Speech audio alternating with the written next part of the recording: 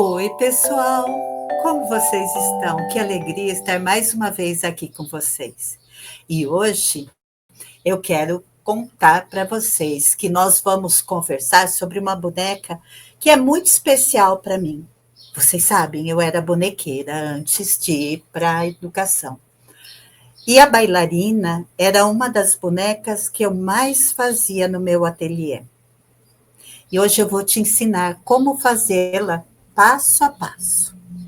Ela ainda está sem cabelo, mas está tudo bem. Olha que lindeza, gente. Vamos aprender a fazer essa boneca linda enquanto a gente vai conversando sobre questões de gênero? O que você acha dessa proposta? Vamos lá? A bailarina e cor-de-rosa era a boneca que eu mais fazia na época do ateliê. Meu ateliê tinha o meu nome, Ateliê Ana Magnani. E durante muitos e muitos anos eu me dediquei a confeccionar bonecas de pano. Bonecas que trouxessem um modelo para a criança, aquela carinha de infância, as bonecas que eu sonhava ter. As bonecas que eu fazia sempre tinham uma característica muito especial. Minhas bonecas estavam sempre de braços abertos. Eu nunca fiz uma boneca com os braços abaixados, você sabe? Porque eu fazia as bonecas para receberem as crianças com um abraço. Para mim, as bonecas de pano sempre tiveram essa característica, o abraço, o acolhimento, né? E existiam alguns modelos de boneca que, para comercialização, eram os mais procurados. A camponesa, a boneca tradicional e a bailarina. Eu vou dizer para vocês, eu fechei o meu ateliê há 10 anos atrás, na época que eu entrei na universidade aos 50 anos. Mas quanto tempo que eu faço boneca, nossa, já perdi a conta. E foram tantos modelos, tantas histórias, tantas pessoas que passaram para o ateliê. Vou contar um pouquinho dessas histórias enquanto nós vamos fazendo essa boneca hoje. A bailarina, ela sempre foi muito interessante. As pessoas me procuravam na época, a questão dos anos, se hoje nós estamos então em 2025, eu fechei o meu ateliê há 9 anos, 2016, antes disso, e acho que até hoje, as bonecas de pano, elas eram muito utilizadas para decoração do quarto do bebê, da menina, né? Sempre em cor de rosa. A maioria das bonecas em cor de rosa, em tecidos delicados, em tecidos ornando com a decoração do quarto. Isso sempre me provocou muito a pensar. Se eu fizesse 10 bonecas de um modelo no ateliê, pode ter certeza que seriam, no mínimo 7 cor-de-rosa, 2 ou uma lilás, uma bege, e se eu fosse arriscar muito, alguma outra cor, um azul, um vermelho, já seria um diferente. As crianças pouco entravam no ateliê. Eram poucas as minhas clientes infantis. A maioria eram gestantes, eram avós, que procuravam a decoração para o quarto das crianças.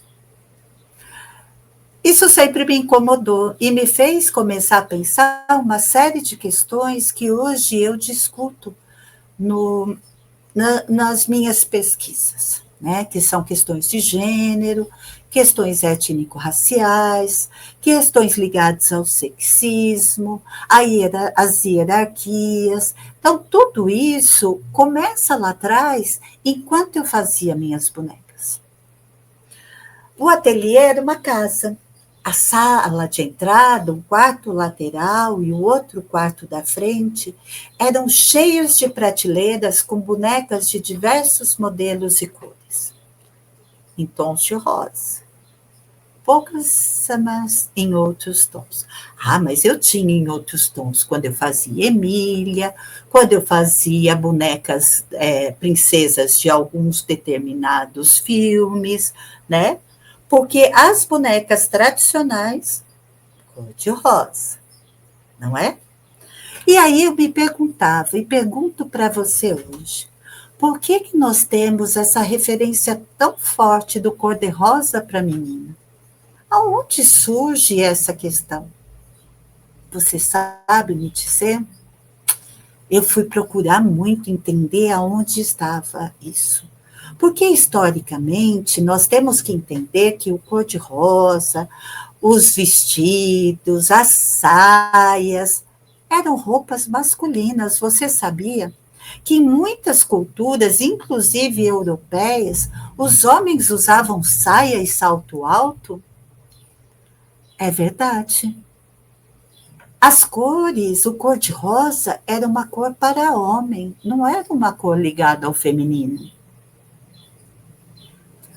Aonde que tudo começou a mudar e que nós começamos, então, a trazer uma série de representações, querendo que essas cores, modelos, vestimentas representem uma sexualidade, um gênero,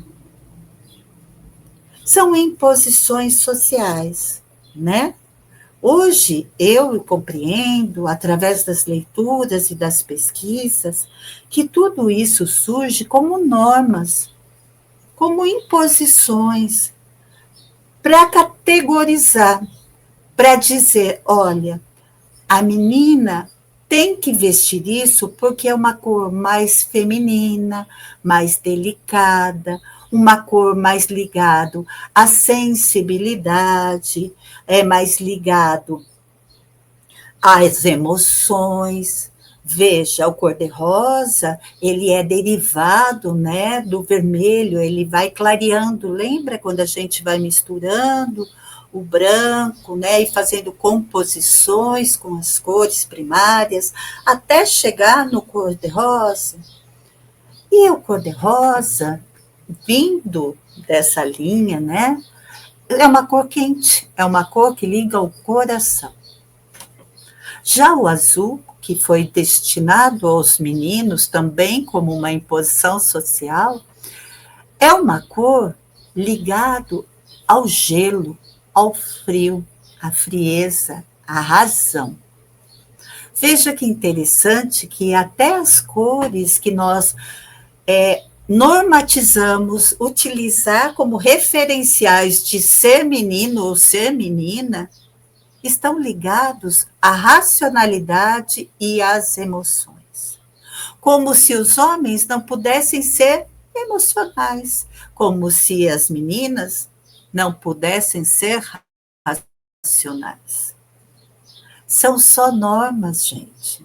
Não tem nenhuma relação que embase, né, uma pesquisa científica que vai embasar essas cores como aquelas que dão sentido ao gênero e à sexualidade.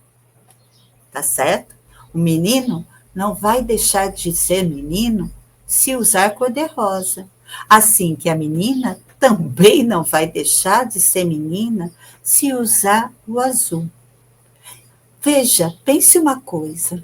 Quando meus filhos eram pequenos, eu adorava colocar cor forte nele. Adorava, sabe? Dois dos meus filhos nasceram muito clarinhos mesmo, desbotadinhos, que nem eu, né? Meu pai era ruivo, então eu tenho essa pele bem cheia de manchinha, como as crianças falam, eu tenho cor de banana madura. Eu sou branca, meio amarelinha e cheia de pintinha. E dois filhos meus nasceram assim. Então, o que eu usava neles eram cores escuras, né? Para que eles aparecessem. E eu gostava muito de roupa, o azul marinho com branco, preto e branco. As pessoas ficavam horrorizadas de verem crianças vestidas com roupas pretas. normatizações sociais. O preto não deve ser colocado em criança, dá má sorte. Por que dá má sorte? É uma cor.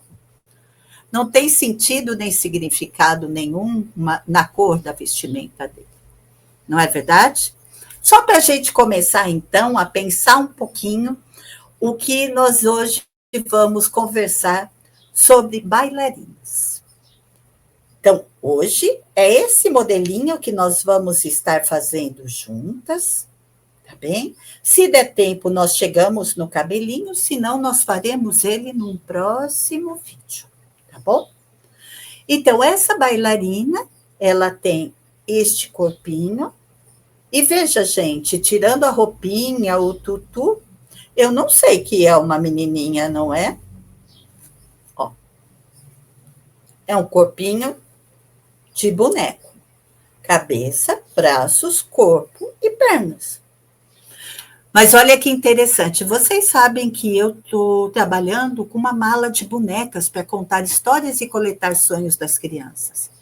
E uma das coisas que eu mais tenho procurado é bonecos bailarinos para também colocar na mala. Porque eu tenho bailarinas com várias representações étnico-raciais, com várias cores, mas eu não consegui até hoje encontrar um menino bailarino, um bailarino para colocar na mala. Não confeccionam bonecos bailarinos. Interessante pensar nisso, não é? Porque o balé é um exercício de força. Ele exprime a delicadeza, ele exprime a leveza, mas ele exige força física. As bailarinas, elas têm pernas musculosas, corpo musculoso, os bailarinos. Imagina suportar o peso de todo um corpo nas pontas dos pés. Os pés de bailarinas são todos feridos, machucados, com muitos remendos. Vocês já viram um pé de bailarina fora da sapatilha? Pois é. Quanta dor e sofrimento para exprimir aquela leveza na dança. E por que eu relaciono isso com a delicadeza feminina? Não, eu deveria colocar a força feminina. A força que uma mulher tem, que é capaz de ter, para se manter na ponta do pé. Não é? Então, vamos lá. Vamos começar a confeccionar a nossa bailarina? Nina, você pode colocar o nosso primeiro vídeo para a gente ir devagarzinho confeccionando a boneca? Tá aí. Então, eu vou disponibilizar para vocês o molde, esse molde muito simples, que depois nós podemos adaptar para fazer de outros tamanhos, tá certo? E eu vou agora explicando devagarzinho como nós vamos fazer. Nina, pode dar o play, tá? Aí eu tenho já uma cabecinha, primeira peça que eu estou mostrando para vocês, que foi costurada a volta toda, deixando a base em aberto. Eu aproveito e faço uns picotinhos, para que ela vire depois para o direito mais fácil. A mesma coisa, eu vou cortar, então, 4 vezes o tecido de malha no formato de bracinho, vou unir direito com direito, vou costurar a volta toda, deixando essa base em aberto, nos 2 bracinhos, tá bem? Próxima peça nossa vai ser o corpinho, veja, eu cortei o meu corpinho com um saquinho. Vou fazer a costura a volta toda, né? Vou deixar aberta a parte superior e vou dar uma chanfradinha, uma costura nos biquinhos. E vocês vão ver na hora que nós virarmos para o direito como eles vão assentar melhor com essa costurinha que nós fazemos dos 2 lados, tá bem? Nós vamos agora cortar as perninhas. As perninhas da bailarina, elas têm a parte da perna, que é cortada na malha, e a parte da sapatilha, que normalmente eu corto no mesmo tecido do corpo da bailarina. Vou unir essas duas partes, vou unir direito com direito e passar uma costura, olha lá, a volta toda, para que eu tenha, então, as perninhas já com a sapatilha, gente, deixando a parte superior aberta. O que nós vamos fazer agora? Nós vamos começar a virar, né, as nossas peças. E é importante que vocês saibam que quanto mais a malha for de algodão, tem o perigo de romper a costura, os fios da trama do algodão, mas isso não é problema, tá certo? Nós, então, viramos a cabecinha, nós vamos virar os bracinhos, os dois bracinhos, e para isso nós podemos usar com cuidado a pontinha de uma tesoura, mas cuidado para não ir com força e romper com a costura ou com o tecido, tá bem? Viro, então, para o direito, assento, bem assentadinhas as costuras. Vou virar também o corpinho, e agora, quando nós viramos o corpinho, que é de tecido de algodão, vocês vão poder perceber, olha, como os cantinhos assentam melhor.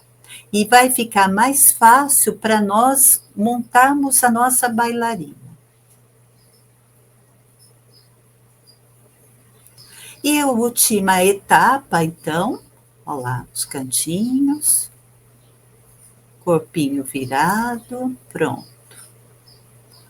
E como última parte, nós vamos virar as perninhas. Da mesma forma como os bracinhos, nós podemos, então, colocar a pontinha de uma tesoura, apoiar para nos dar um suporte melhor para virar. Sempre tendo o cuidado para não romper com o tecido ou com a costura. Vou virar e assentar bem a volta toda.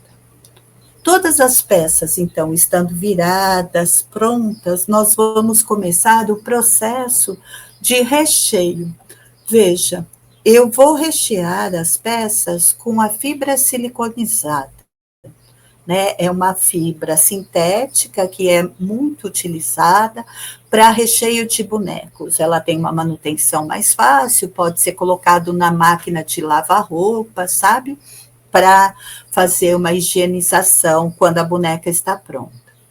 Mas também, gente, nada impede que nós usemos recheios naturais.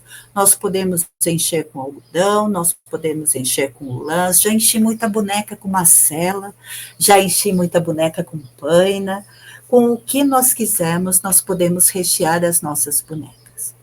A fibra siliconizada, ela vai exigir de nós um cuidado maior de preencher todos os cantinhos e não deixar grunhos, não deixar nozinhos na fibra, sabe aqueles pelotinhos? Nós temos que soltar sempre a fibra, né, deixando ela mais leve e encaixar dentro das peças, afundando, apertando, para que o boneco fique bem firme.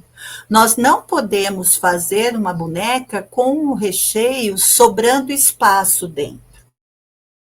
Sempre, então, tenham cuidado de preencher bem e empurrar bem a fibra. Vá no limite, encha o máximo que você conseguir as peças, tá bem? É muito importante isso e vai fazer toda a diferença na hora que você finalizar a tua boneca. Não vai ser aquela cabeça que fica caindo, aquele corpo molenga, não.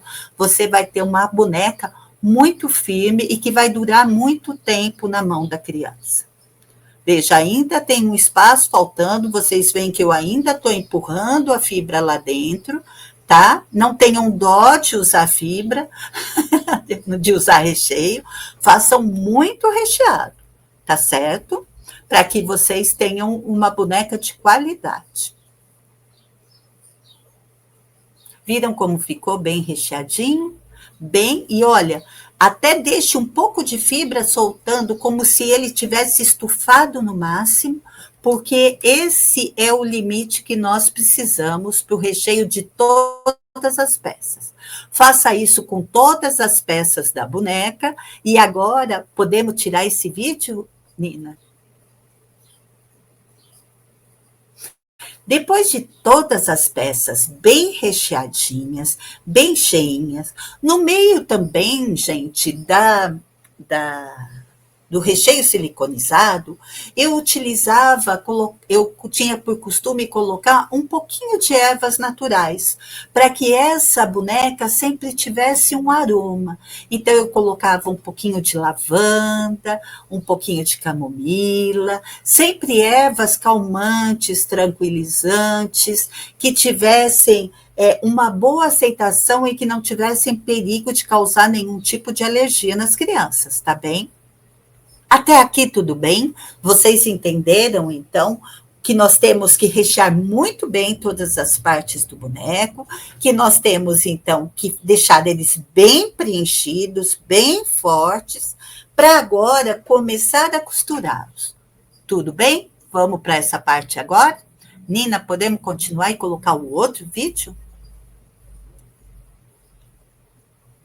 Agora, com todas as partes cheias, com uma agulha com linha dupla já pronta, uma tesourinha já ao lado, eu vou começar a fechar todas as partes da boneca.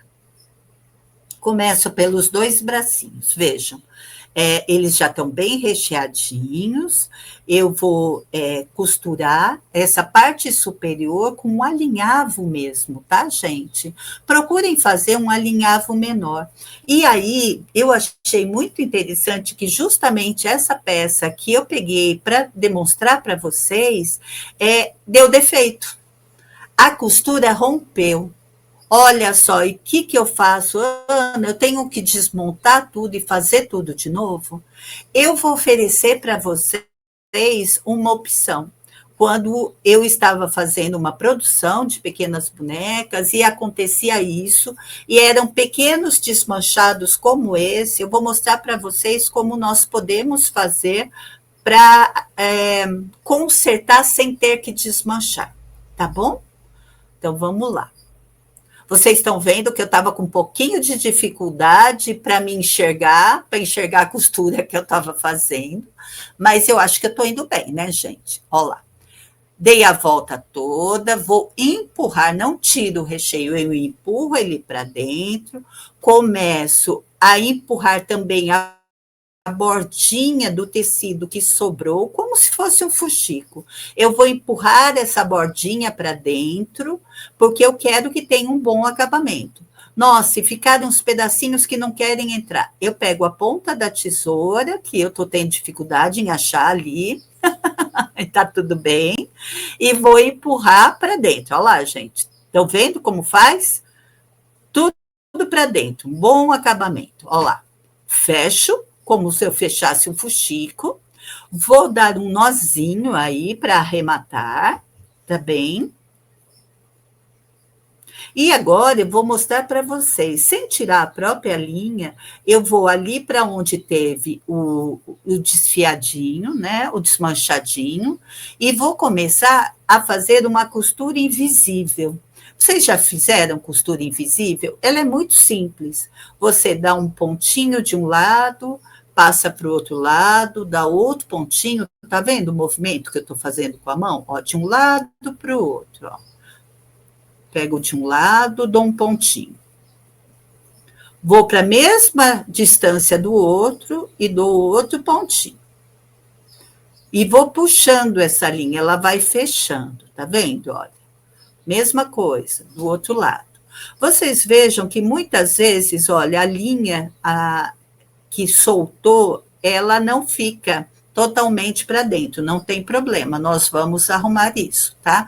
Porque também o tecido de malha, ele é mais difícil para a gente fazer essas costurinhas, né? Ele tem um pouquinho mais de maleabilidade, então ele nos desafia um pouco mais. Veja, eu chego até o final, eu vou dar um nozinho bem delicado aí, ó, bem pequenininho, ajusto bem a linha, e eu não vou cortar minha linha aí, eu vou voltar, olha, e vou sair lá em cima, onde a ponta da linha vai ficar escondida. É importante que vocês vejam que essas linhas que sobraram fora, que faziam parte do desfiado, Agora, nós vamos cortar com a tesoura, não tem problema nenhum, olha. Eu posso puxar e cortar com a tesoura e vou ajeitar a malha, porque a malha ela precisa desse ajuste com a mão, tá bom? Por causa da elasticidade dos fios dela. Ó lá. Eu vou assentar, vou ajeitar bem direitinho, para que fique bem bonitinho o acabamento do meu bracinho. Ó lá, prontinho. Vou fazer isso nos 2 bracinhos. Vou deixar os 2 prontos do meu lado aqui. Veja. Agora, nós vamos costurar as perninhas e fazer da mesma forma como nós fizemos no bracinho. Já o corpinho, gente, ele tem uma, uma forma que eu fui aprendendo, desenvolvendo com o tempo, para facilitar. Né? Então, eu sempre costurava primeiro o corpo, né? Da mesma forma como eu fiz o braço e a perna. Eu vou fechar essa boquinha como se fosse um fuxico, vou enfiar bem esse recheio para dentro, tá certo? Eu vou dar um acabamento bem certinho. Ó, e vocês estão vendo aí que eu estou empurrando o recheio para dentro, não tirando. Olha, minha mão ficou na frente, não o boneco, hein, gente? Puxa vida. Não, mas está dando para ver, né?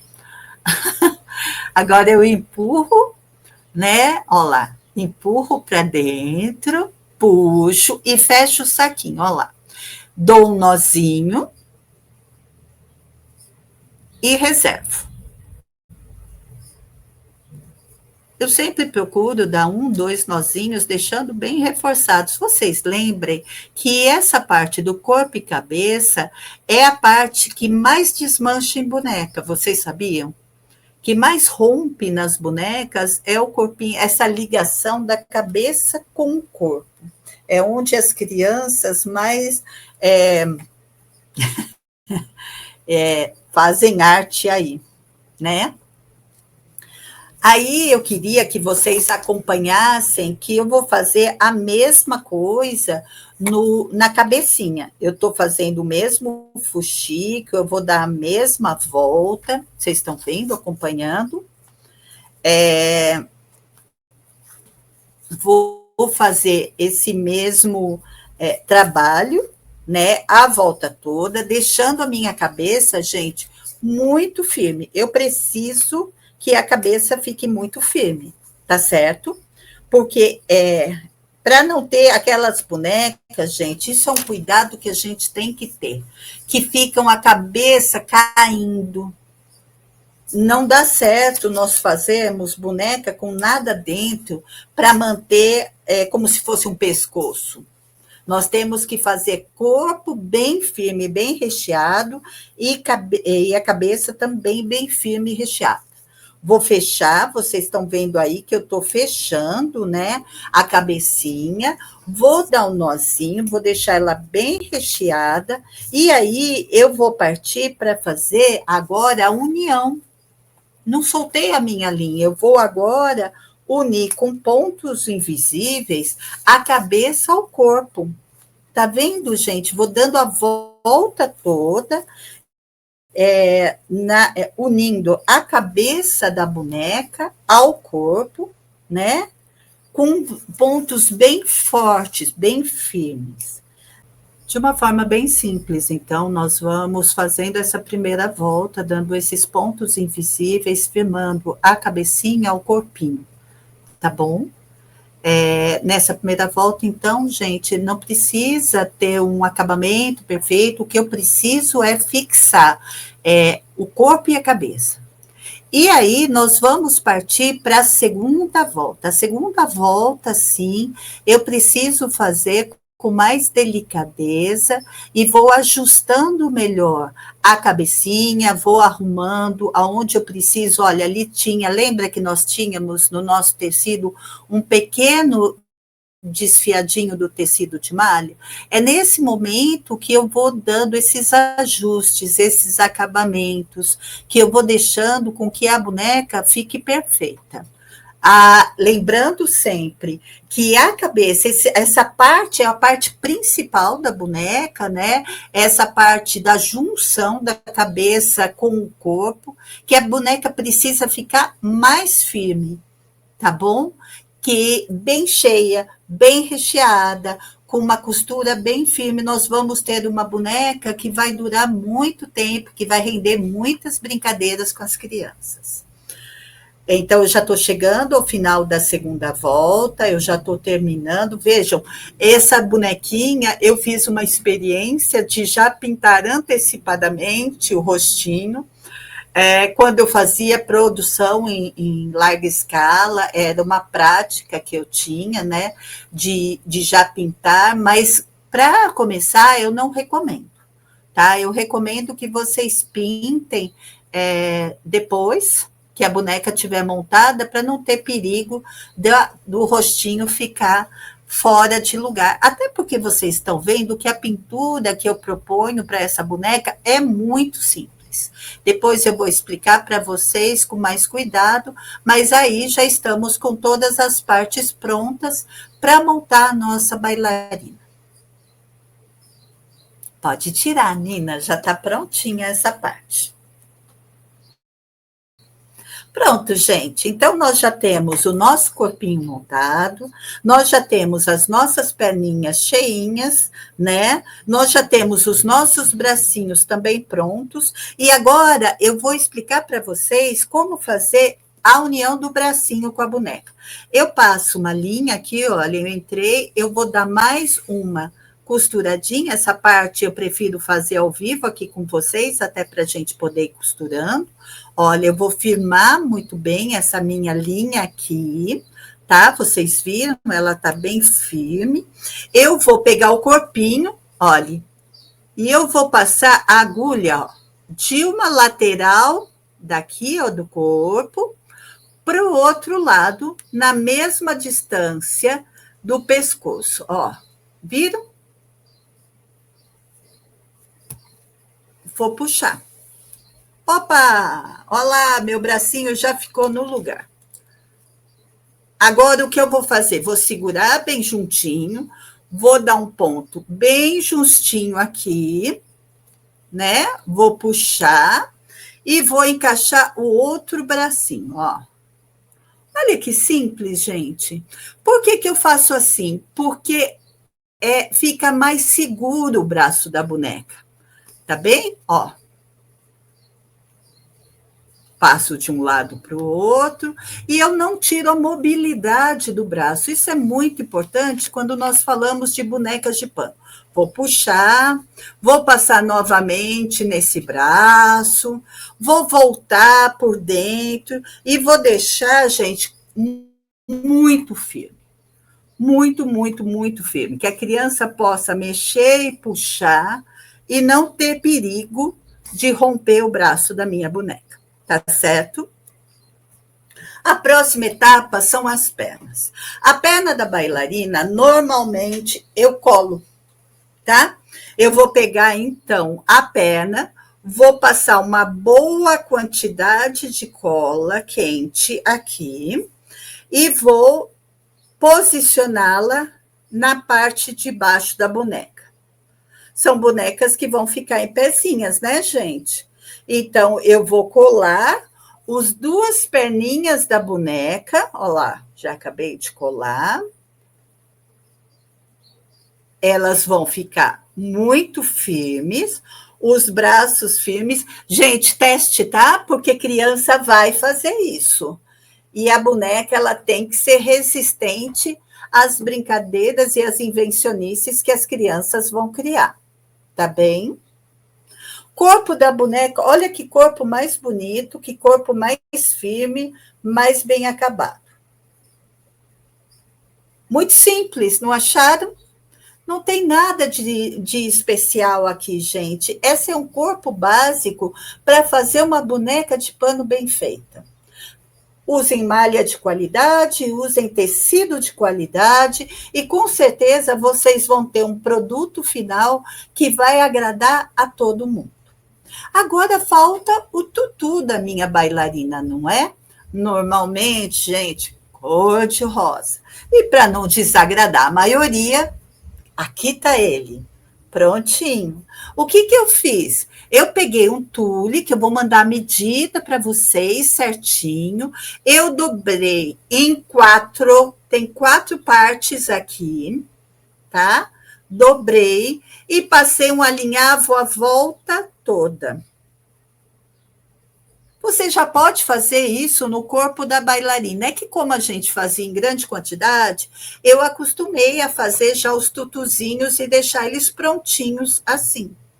E aí, vocês vão fazer, tá? Vão fixar no corpo da bailarina, que aqui no meu caso, o que a gente fazia, né? A gente já ia deixando os tutuzinhos prontos e depois só vestia nas meninas. Tá? Com cuidado, por isso que a linha que a gente usava para fazer os tutus tinha que ser resistentes, até porque crianças vão brincar com essas bonecas, não é, gente? Então, elas precisam de muita força e resistência, tal como as bailarinas para empinar, né, os passos na ponta do pé. Aqui estamos vestindo o tutuzinho na nossa bailarina. Eu trouxe uma outra opção, aqui é só uma bailarina com o tutu, e eu trouxe uma outra opção, cadê você, boneca? Tá aqui, que eu coloquei uma sobressaia de pontinhas, como se fosse um figurino de uma bailarina fada. Não sei, o que vocês acham? Vamos fazer a bailarina tradicional? Vamos. Depois de colocado o tutu, o que eu faço para ele ficar bonito? Eu abro as camadas. Nós vamos conversando, então, sobre como as bailarinas são fortes, como elas são mulheres potentes, resistentes, com grande força física, né? E com grande força também emocional para os ensaios, para as aberturas dos espetáculos, né? Então, não são mulheres sensíveis e frágeis, são mulheres sensíveis e fortes. Isso é muito importante nós falarmos para as meninas. Olha, quando nós abrimos o tutu, olha o que vira isso, gente, que coisa mais linda. Estão gostando? Né? Aí, os acabamentos, gente, fica por conta de vocês. Eu abusava dos lacinhos aqui nas pernas. Eu vou trazer aqui uma rendinha, uma renda não, uma fitinha de voalzinho, né? Ó, nós podemos dar uma volta aqui, ó. Olha a delicadeza que fica isso. Está dando para ver? Porque esse branco está tão efêmero, está tão leve. Aí eu coloco um belo laço aqui. Posso fazer um lacinho também e colocar no pescocinho. É um ótimo acabamento, viu, gente? Se ficou alguma falhinha no pescocinho, nós podemos tampar com o lacinho. Então, olha, eu venho aqui na bailarina, no meio da frente, cadê? Aqui, e vou colocar o lacinho. Oi? Com uma florzinha de cetim, né? O acabamento vai ficando muito a critério de vocês. Criem um acabamento que vocês consideram que tem a marca de vocês. Isso é muito importante. Aqui eu vou trazer para vocês a pintura básica. Eu usava fazer, então, 2 bolinhas com blush. Sabe esse blush que você compra em lojas de R$1? Pois é. Pega com a pontinha de um cotonete, com cuidado, e faça essas 2 bolinhas, gente, com o blush. Com a pontinha de trás de um palito de madeira, sabe esses palitinhos de churrasco? Que o meu, acho que a Sara tirou daqui, danadinha, hein? Então, com a pontinha de trás, deixa eu pegar uma outra pontinha para vocês verem aqui. Com a pontinha de trás, ó, que é uma bolinha, sabe, retinha, eu faço os olhinhos, ó. Eu vou, então, pegar uma tinta marrom. Eu gosto mais do marrom do que o preto. O marrom deixa mais delicada a peça, tá? Eu faço 2 bolinhas, posicionadas no centro, ó, dando uma pequena distância entre elas. Não façam com grande distância, façam com uma distância razoavelmente próximas. Espera secar um pouquinho e com aquela outra pontinha, a pontinha fininha do palito de churrasco, façam a bolinha branca dos olhos. Delicadeza, gente. Boneca exige delicadeza. Pontos leves, delicados. É melhor você fazer uma pontinha pequena e, se precisar, aumentar um pouquinho do que fazer grande e depois ter que consertar isso. Gosto de também colocar pontinhos de luz. Tá vendo na bochechinha? Ó lá, ó. Um pontinho branco aqui, um pontinho branco aqui. Viram? E aí, por conta de vocês, agora, vocês vão pensar qual é a marca registrada que vocês querem deixar nas suas bonecas. As minhas bonecas tinham uma característica. Eu sempre tinha uma forma igual de fazer os cílios e fazer a sombra. Essa era a minha marca característica. Então, todas as pessoas que viam as bonecas que eu fazia já sabiam que eram minhas, porque elas tinham esse risco no rosto. Era a minha forma de fazer a boneca. Você pode inventar a sua forma de fazer a sua boquinha, de fazer a sua sobrancelha. Não tenha medo de ser criativo e inventar a sua forma de fazer o rostinho da sua boneca. Por último, o cabelinho da boneca. E aqui, gente, eu fui buscar no fundo da minha caixa, no fundo do meu baú, uma lã de ovelha de uma pessoa que me deu há muito tempo atrás, que já ancestralizou, uma pessoa muito, muito, muito querida. Ela fazia lã de carneiro, né? Ela tingia, e eu gostava dos efeitos muito rústicos que ela dava.